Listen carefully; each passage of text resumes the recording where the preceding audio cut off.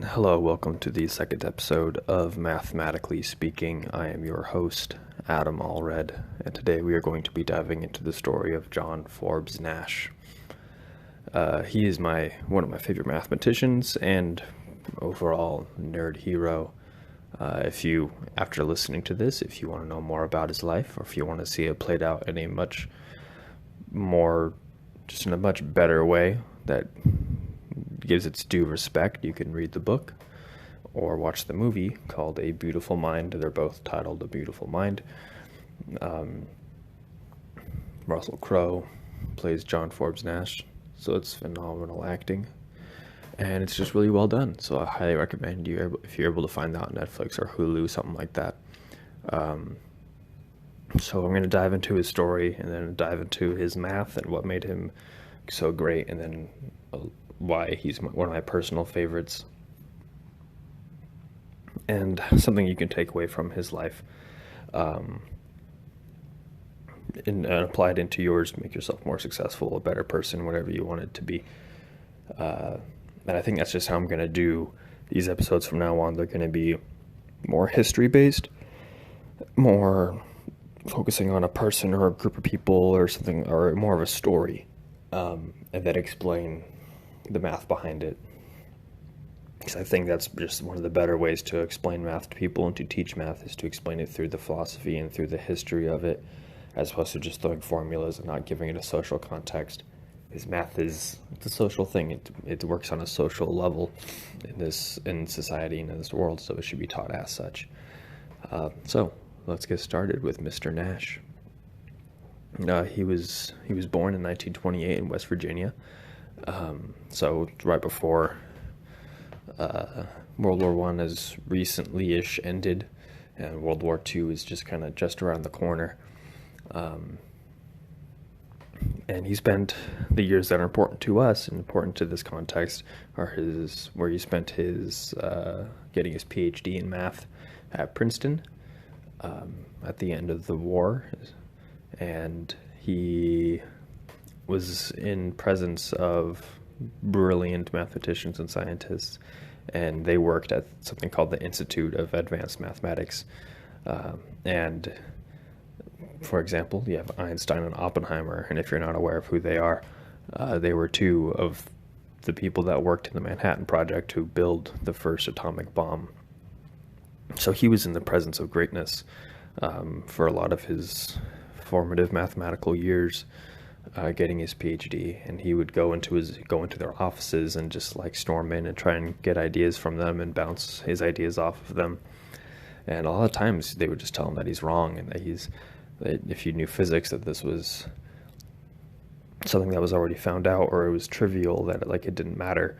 And in math, if something is called trivial, it's like a monkey with a blindfold on could do this. It's super easy. So trivial is almost like an insult. And if you don't understand something and someone else calls it trivial, then you're not sure how to feel about your own intelligence. So they're saying that all these things, it wasn't in you can't do this. They were just telling him the things that you're doing, they don't matter. And they would try to explain and say, see, this is in physics, or in higher level math, there's this thing. And they try to explain it to Nash, and he would say, no, you're wrong, and then leave. So you can imagine the arrogance, or maybe the extreme confidence or lack of awareness involved to tell someone like Einstein that their math is wrong. So that kind of gives you an insight to how he thought. And the most important thing about him is that Nash was obsessed with having a completely original idea. And there's two ways to get a PhD in math: have an original idea, make a new theorem, new set of axioms, a new mathematical subject maybe, or do an old thing a new way. And he chose the first option, and he was just obsessed with it. He was convinced he was going to have an original idea, and so he never went to his classes, and he claimed that they were going to dull his creativity, and that there's a reason why his friends were having original thoughts is because they were just being given thoughts in these classes. And so instead, he would spend all day walking around campus, interacting with people, playing board games, and trying to come up with mathematical explanations as to why the world around him worked the way it would. And if he was watching a football game, he would try to find the most efficient or optimized route. If he was watching some pigeons scurry around, he would try to predict where the next pigeon would go. Just crazy things like that, but he was convinced, and he really believed that he was going to have this original idea. And he was on the verge of being kicked out of his PhD candidacy, because if you don't produce work, they don't want to spend the money on you anymore, because they're typically free. The school foots the bill, and if you produce substantial work, that ends up bringing them money later. So for them, it's a reasonable investment. But if you don't produce work within your first 4 or 5 years, they just kind of kick you out. And this was about to happen when one night him and his friends, they decided to go to a bar, and he just brings his work with him, and he just keeps working there, trying to keep the social aspect of math alive, but he knew he had to sit in a chair and just keep working on whatever he was working on. And these 5 girls walk in. The middle one is a blonde, and the other 4 are brunettes. And that's how it's depicted in the movie, but it's supposed to be just like one really hot one, and the 4 friends. They're attractive, but this blonde one is supposed to be like model movie star level attractive. And they're all looking at her, and they all, like, their jaws drop, and imaginary wind blows through her hair, and then Nash has this idea that for them all to get a date, the best choice for each of them to make is the choice that benefits the group, not them individually. And he tells this to his friends, and they think, oh man, you're just trying to get the blonde for yourself. And he's like, no, listen, if we each go for the blonde, then none of us get a date because we all block each other out. And then if we try to ask out one of her friends afterwards, then they're going to reject us because they don't want to be second picked and their feelings are hurt. So then they all leave, and we're left without a date. But if we go for a brunette or one of the friends instead and ask one of them out, then we all get a date. No one has their feelings hurt, and it's a win-win for everybody. He leaves and starts writing his thing, and he this ends up being like his original concept. It ends up being called the Nash equilibrium, and it won him a Nobel Prize in economics for its application in economics, obviously, evolutionary biology, politics, law, a bunch of other things. If you're wondering, it wasn't a Nobel Prize in math because there isn't a Nobel Prize in math. Nobel did not like mathematicians. He thought we were jerks, so he just kicked us out of the Nobel Prize Club.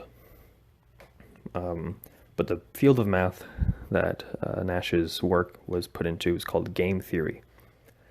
And it's basically the math behind strategic choice making, like in chess or in checkers or any of those kind of board games. There's math behind it that can then get extended to real world applications. Video game developers use it now in making role-playing games. And it was used, or the idea was used in creating OPEC, which is like the global oil cartel. I'm not really sure what the acronym stands for, but it's basically all the countries that produce oil and that sell oil, they agree on the prices of oil and everything for the global market. So to explain the equilibrium in this sense, if you have US, Venezuela, Canada, and Saudi Arabia, those are the 4 biggest oil producing countries. If you have those 4, and they're sitting at a table and they're discussing oil prices and all that kind of stuff. So one situation is that they all sign a contract. Let's say that it says that we'll all raise our prices. That way we all make more money and we don't screw each other over. They sign a contract and it's done. Other countries that have to buy oil from them because they can't produce their own are left with no choice but to either not use oil or just pay more money. And so all these 4 countries make more money. So the other situation is what's today, because those contracts, those treaties are illegal. And so it's just a handshake pretty much. So now there's some free will in it. Now these countries, let's say the US goes, hey, you know what, let's lower our prices instead and not tell the other 3, so that the countries that can't afford the raise, or that say they don't want to pay the extra money, can come to us. We get a bunch more countries, more customers, and we make more money. But all 4 of those countries are thinking the exact same thing, thinking that the other countries are going to screw them over, so let's act first. So they all lower their prices. Nothing changes. So this, in essence, is the Nash equilibrium. And I'll give it one more example to illustrate it further, and hopefully it makes sense to you. So let's say you and your friend commit a crime, and this is known as the prisoner's dilemma, and you're caught and you're being interrogated, and they need the confession to put you away, but they only have enough evidence to put you away for a year, but they're trying to get you for more than that. So if you don't talk, you only have a year in prison. If you confess, then you get to go for free. You get to go home and there's no jail time, and your friend goes to prison for life. They tell this to both of you, but they don't tell you that the other person knows this as well. They're just talking to you. And so what do? Can you trust your friend not to rat you out? Because even common sense, without math, you know that the best choice is, seeing this all played out, you see the best choice is to not talk. Both of you keep quiet, you only go to jail for a year. If both of you confess, you go to jail for 10 years. One's less than 10, so just stay quiet. But when you're in that situation, the selfish thing is to just talk, send your friend to jail. No years in prison is better than 1 year in prison. You might as well take the risk for that little bit of value. And Nash's equilibrium, and ends up saying that is the best choice. The best choice is to keep quiet, but the choice that's going to get made is both people talking.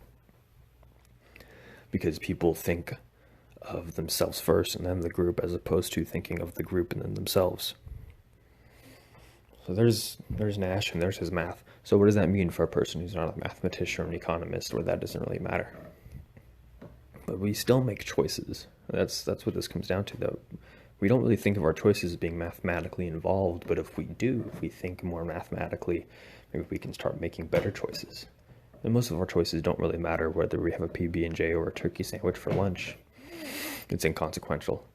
But the choices between groups or in work or any other kind of dynamic situation like that, where there's a lot of moving parts, having a more mathematical thought process could end up giving you a better result, and keeping in mind that the best choice for the group should outweigh the best choice for each individual in that group. Even if that means some of the individuals or all the individuals need to take a bit of a hit for the group to prosper overall. And we could think of this today as with a lot of social issues going on today. How do we think of ourselves? Do we think of ourselves as a part of a community, part of a state, part of a country, or maybe part of if we extend that just to a global citizenship? The best choice for everyone may not be the best choice for us individually, but we have to think of ourselves as part of that whole and less as an individual. So we're taking away the math from it now. So mathematically, it doesn't. Let's take that out, and just on a purely philosophical level, how do you make a right choice? What is a right choice? There's a concept in ethics. Sorry, blanking on that for a second. In ethics and like morality, that the best group, or the best choice to make is the choice that benefits the group overall, and it's something called utilitarianism, and it kind of breaks it down into numbers. The greatest good for the greatest whole. It was Jeremy Bentham is the political philosopher that came up with this idea, and Nash's equilibrium kind of mimics that, but on a more not rational, on a mathematical like proof of it, if you want to think of it like that. And then it could also lead into, do we, like in a question of free will, are we just making the most mathematically optimal choices, or do we actually have the ability to have a completely original choice? So there's some, maybe I'll bring that up next time. I'll let you guys think about that for now. So a question of free will and a question of how do you make a right choice? Is it an optimal thing? Is it an optimization? Do you agree that the greatest choice, the best choice to make is the one that benefits the group as a whole, and not just each individual? And next week I'm going to get into that a bit more. But one of my favorite parts of John Nash's story is that math can be done by anyone. And something that I left out earlier is that Nash was a schizophrenic. He was not some mathematical protege from birth. He was really smart. He's a genius, but it wasn't like this unheard of intelligence. But he did the two things that every motivational guru or business guru on YouTube nowadays is going to tell you. He believed in what he wanted, which was to have an original idea, and then he just worked. He put in the hours in the chair, and people call it, people today call it manifested. He manifested this thing. I just think he worked, he just put in the hours, and then the opportunity arose, and he was living in the space and thinking of it so much that he was able to have the insight needed to come up with his original idea. And originality is a huge thing in math. It's because anybody can come up with this concept that someone else has made already, and that's just an interesting thing in the history of math. People who are completely disconnected from each other coming up with their own original ideas, like the Mayans and people in India came up with the concept of zero around the same time, and like a notation for it before, and they had no way to contact each other. No one was sending tweets out like, hey, I discovered this thing of zero, what do y'all think? They were coming up with these ideas completely independent of each other, and they were both original, so it's really hard to give credit to who, because they both did it at the same time. No one was feeding off of each other. So being original is a very, very important thing in math. I'm going to try and touch in on those things that make math, like try to answer overall the question of what is math. I'm going to try and sprinkle those things in here. But that's today's episode of Mathematically Speaking. If you like this, stay tuned till next time. I'm going to try to make it next week, but we'll see. And if you have any feedback for me, you can, if you want to let me know what you thought about this, if you have any further questions, I can explain something. You can find me on Instagram and Twitter at Adam Elisha, ADAMELISHA, Adam Elisha on Instagram and Twitter. Let me know any feedback you have. If you think it sucks, that's fine. Let me know. At this point, any feedback is good feedback. And next time on Mathematically Speaking, I'm going to dive into the world of probability theory with focusing on the story of Blaise Pascal, who's the one who invented this field of math. And he was a young French mathematician, and something crazy happened, and he completely threw math away and said it was for children and focused on religion and became obsessed with Christianity. And so we'll dive more into how to make correct choices, the question of free will, and I'll explain his what he thought as a purely rational explanation for the existence of God. So if that sounds like something you want to listen to, or if you have friends that might sound interesting to them, go ahead, tell them about this podcast. And again, thank you for your time. The podcast you just heard was made using Anchor. Ever thought about making your own podcast? Anchor makes it really easy for anyone to get started. It's a one-stop shop for recording, hosting, and distributing podcasts. Best of all, it's 100% free. Sign up now at anchor.fm/new. That's anchor.fm/new to get started.